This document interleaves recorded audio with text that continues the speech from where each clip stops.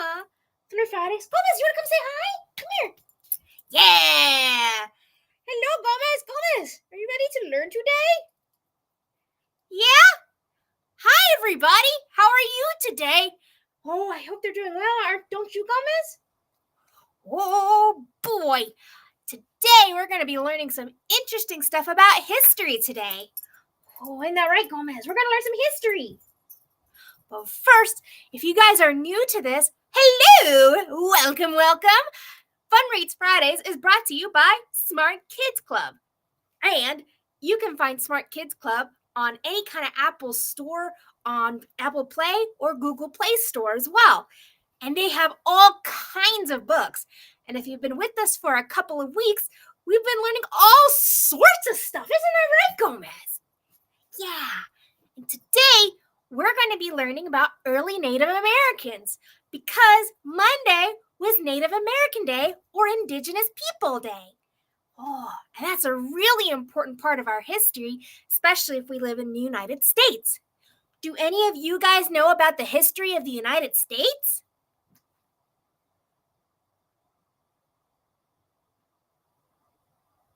Some of you? Oh boy, we're going to be learning so much more today, aren't we, Gomez? Come here. Yeah. And we're going to be learning all about that real soon. Are you guys ready? Yeah. Gomez, are you ready? Yeah. All right, let's go. Scooter time, scooter time, scooter time. Boom, boom. Wow. All right. The Early Native Americans, written by Edward Allen Kurtz. History of the United States, Part 2. Ooh, there's lots of parts. Oh boy.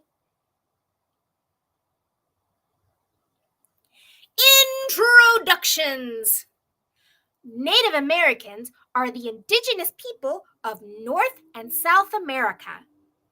Indigenous means that they are the first people to live in this area. So they've lived here for thousands of years before people of Europe arrived. Wow! So that means they've been here for a very, very, very, very, very long time. Wow! Some of these groups of Native Americans were nomadic. This means that they moved from time to time and did not stay in one place for too long. Oh, wow! Hey, do you notice something about the pictures?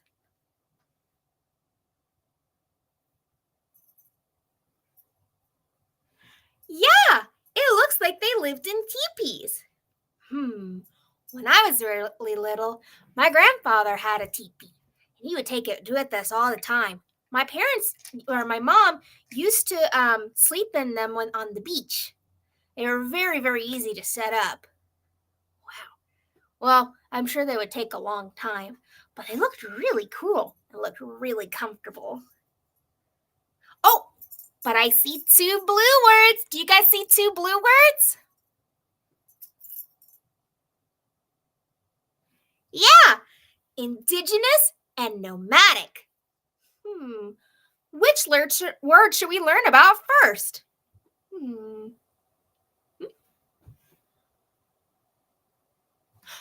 That's right. Let's start with indigenous. Boop.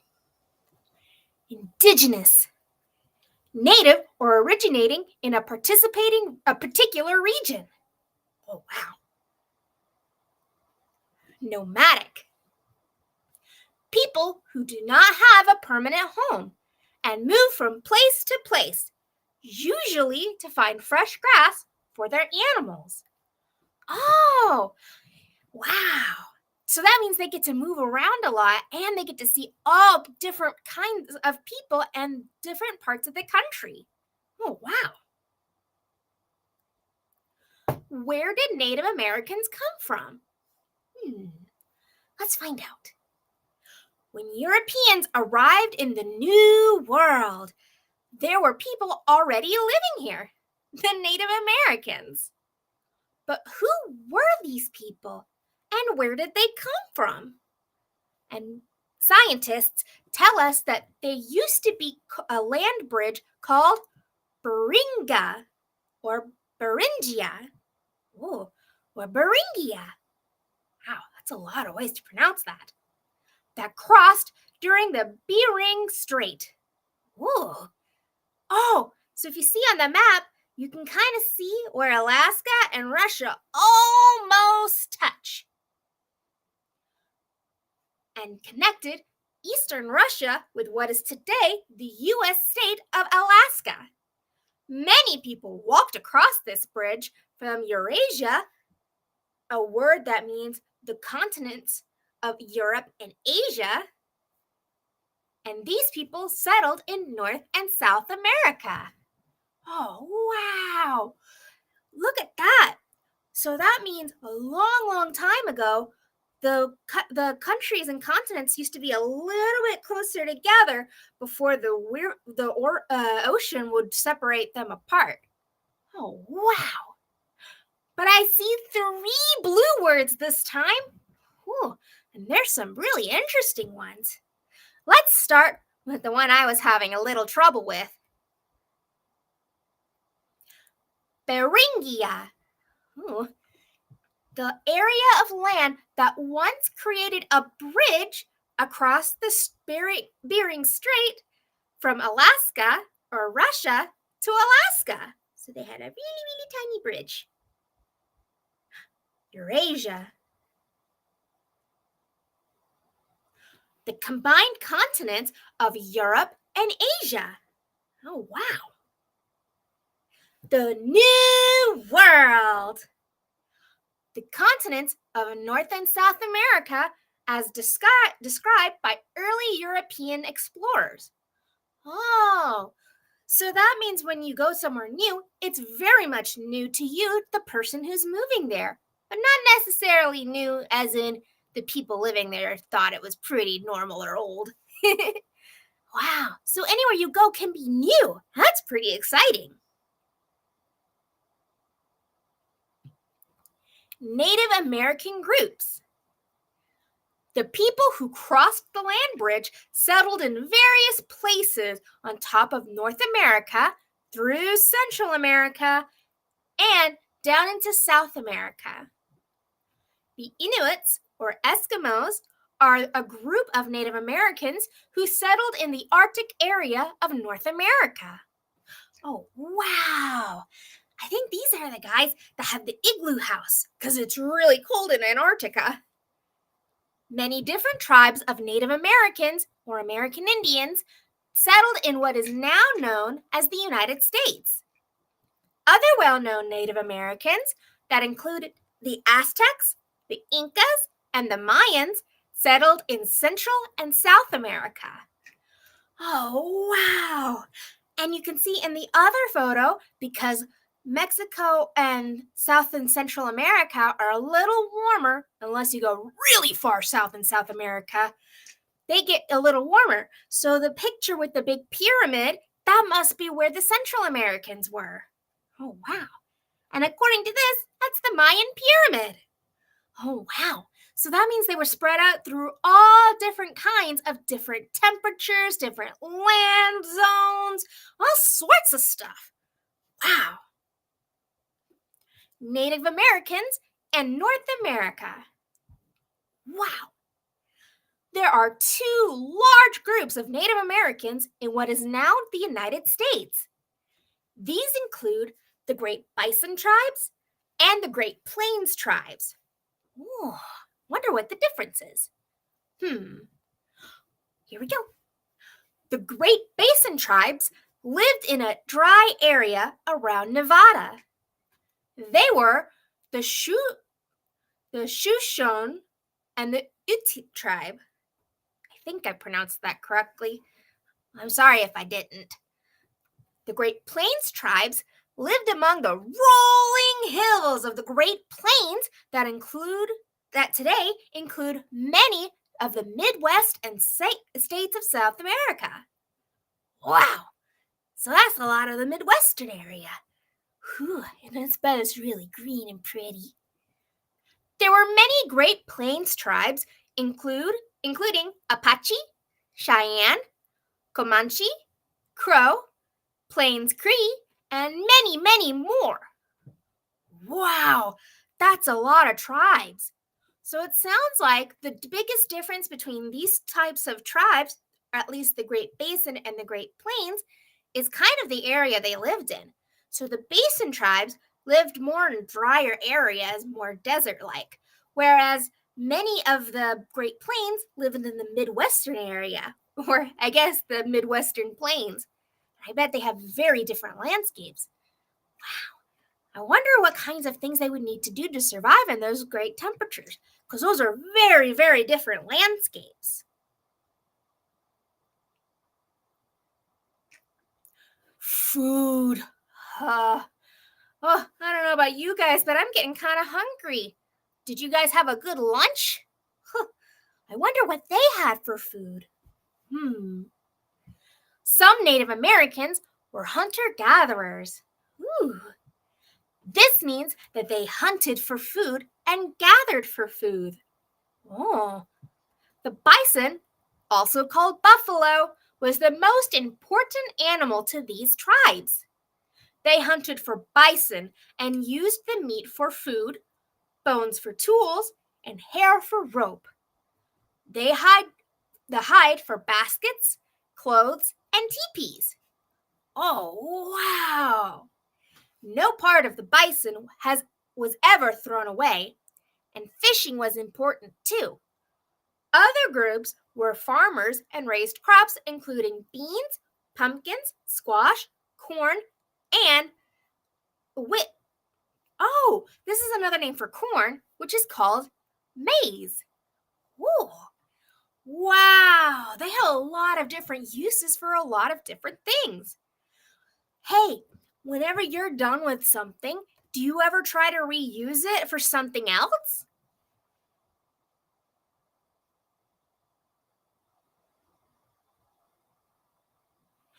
No? That's okay. Sometimes we have to get a little bit creative if we want to reuse things. For example, one thing I use is if you ever see those bottled Coca-Colas in the store, the glass ones, some people can cut off the top and use the big rest of the bottle, and they use that like candles or other kinds of things.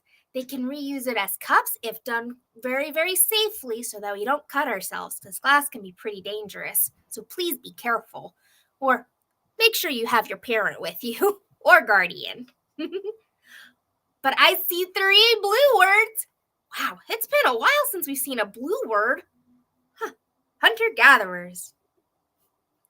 Someone who hunts, fishes, and gathers wild food. Wow. Have any of you hunted or gathered food?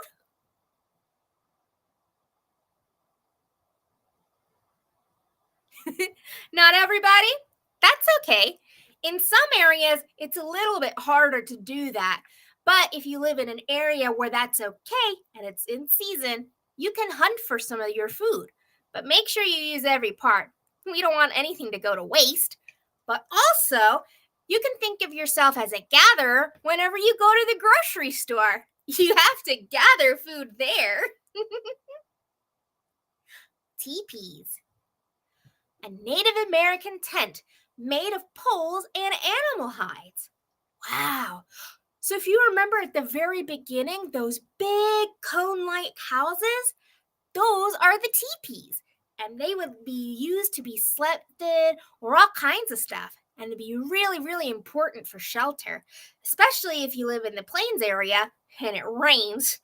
Not so much in the dry weather or dry areas, but at the same time, it does get hot, and I bet those teepees are really, really cool inside.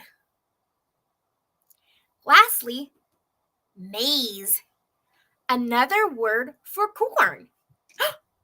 Oh, and since we're getting into the Halloween season, there's something called a corn maze. While something is not spelled with this, you move the I, but you kind of move it around like a labyrinth.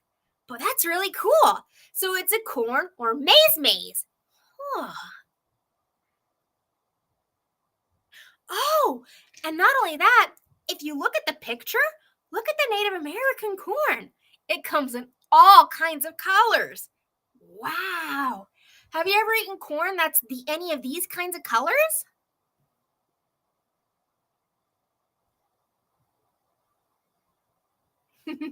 Not all of it? That's okay. If you had to pick a color, what color would you want to grow your corn in?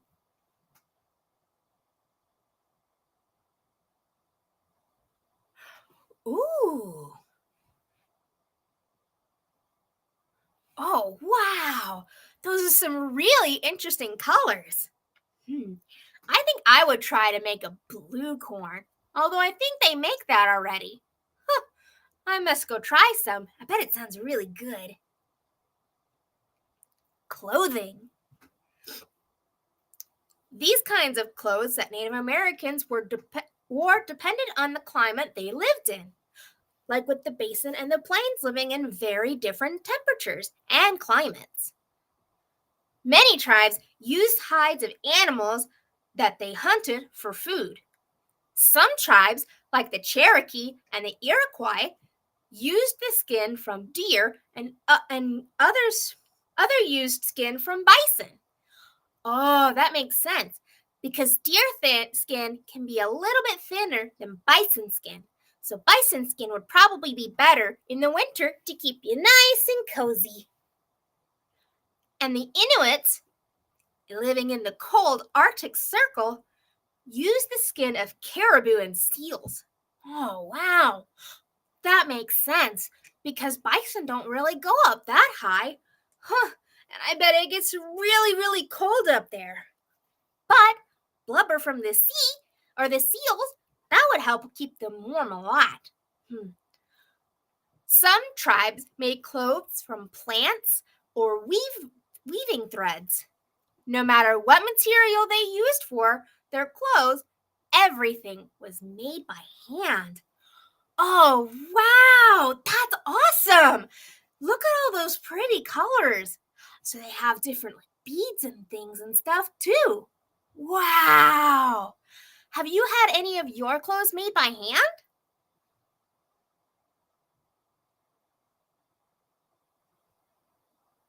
No? That's okay. I like to make my costumes, so I've been starting to learn how to make my costumes by hand.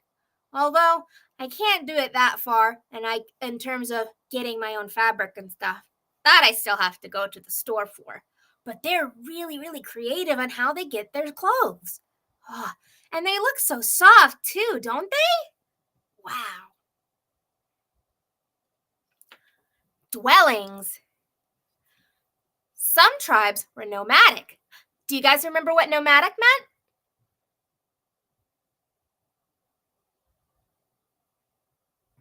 That's right. They traveled around from place to place. Wow. These tribes used a teepee made of poles and animal hides. A teepee is shaped like a cone. Oh, and we can see in the picture here. It is easy to put up and take down. Oh, that's really good, especially for nomadic tribes. I hope it's kind of lightweight too, but strong enough to handle the storms. Other tribes, like the Iroquois, lived in longhouses, which were made from wood and were permanent. Oh, so that means that these tribes would not be nomadic because they stayed in one place. Oh. More than one family lived in longhouses. Tribes like Hopi in the southwest lived in pueblos, which were brick houses. Wow. So they had some awesome bricks, if you can see in the pictures here. Wow, that means they are really sturdy. And they lived there, that's been there for a very, very, very long time. That means it's really important that we preserve it as best we can. The bricks were made by mixing clay, grass, sand, and straw and baking them in the sun until they were dry. Wow! So they even made their own houses by hand, starting from the very beginning and how they made bricks. Oh, that's really cool. I don't know about you guys, but I've never built a house like this before. Actually, the only kinds of houses I've made are like the pillow forts and stuff. This is really amazing and really interesting. But I see two blue words. Let's see. We have longhouses and pueblos. Which should we start with?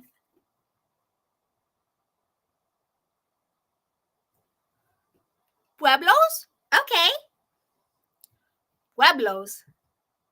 Houses made of adobe bricks in the southwestern United States. Oh, that's pretty cool. Longhouses. A traditional dwelling of the Iroquois tribes and other Native Americans in North America. Oh, wow. So the Iroquois tribes were not the only tribes that used the longhouses. Cool. What happened when the Europeans arrived? Uh-oh. The culture of the Native Americans and the culture of the Europeans were very different. Oh, I can imagine there being a big culture shock on both parties. Native Americans were used to sharing hunting grounds and farmland. Europeans were used to living as small family groups in houses on farms and land that they owned separately. Oh, so that's two very, very, very different ways of living. Huh. I wonder what's going to happen. I don't think it's going to be good, though. The customs, religions, and languages of these two groups were different. As more settlers arrived, as they moved west, the Native Americans were pushed further west. They lost their land and they lost their hunting grounds. Oh, that's not very nice. Famous Native Americans. Sacagawea. Have you heard of this name before?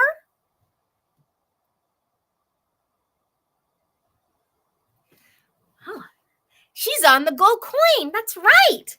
The golden dollar. Sacagawea was a famous Native American woman, and she was a member of the Shoshone tribe.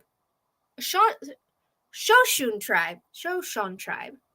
Huh, I'll get it eventually, I promise. As America was growing, explorers traveled west to discover new parts of North America. Two men named Lewis and Clark were explorers, and they wanted to go up to the Missouri River.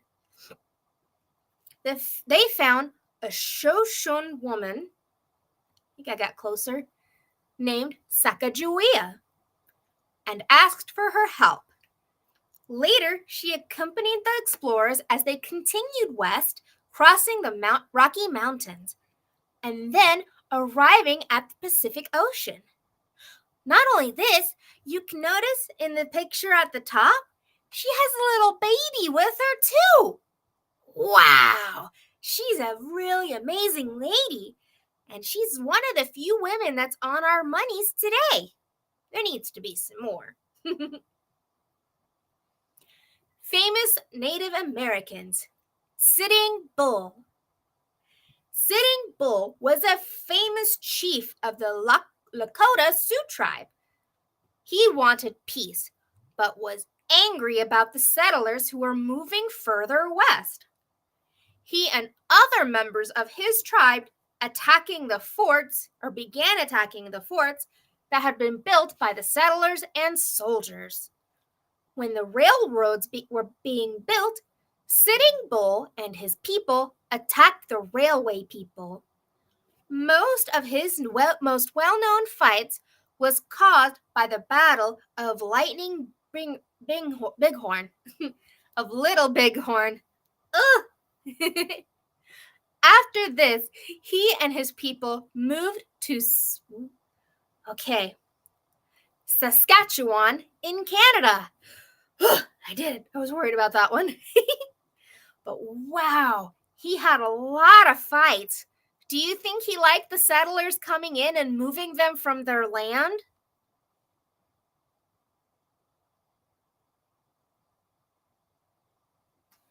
No, and as you can tell, he originally wanted peace. But peace can be difficult sometimes, unfortunately. But I hope that we can all find it one day. Famous Native Americans. Tecumseh. Tecumseh.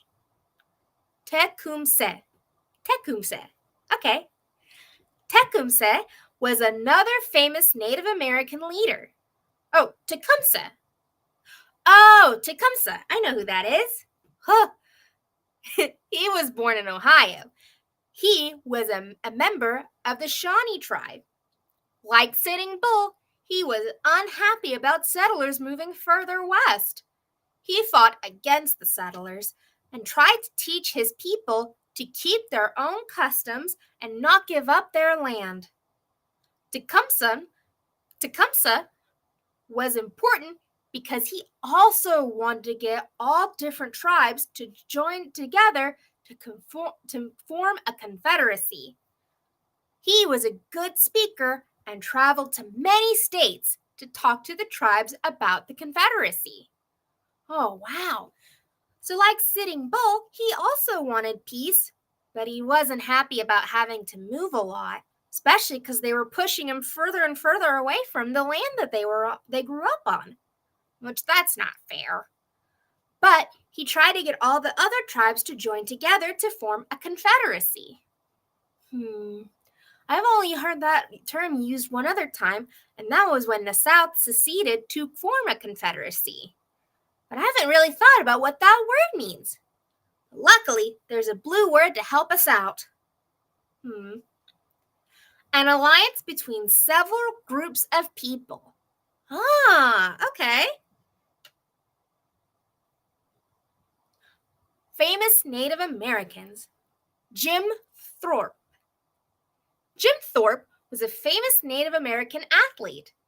His father was a member of the Sac and Fox tribe, and his mother was a member of the Potawatomi tribe.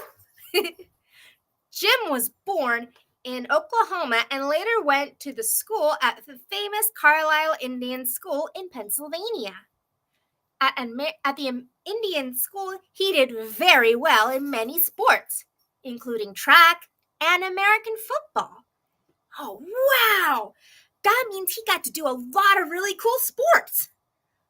Later, he won several Olympic medals and then played professional basketball, baseball, and American football. Wow! That's a really impressive athlete. Interesting facts. Native Americans are sometimes called Indians because Columbus thought he had reached America. He thought he'd found the country of India.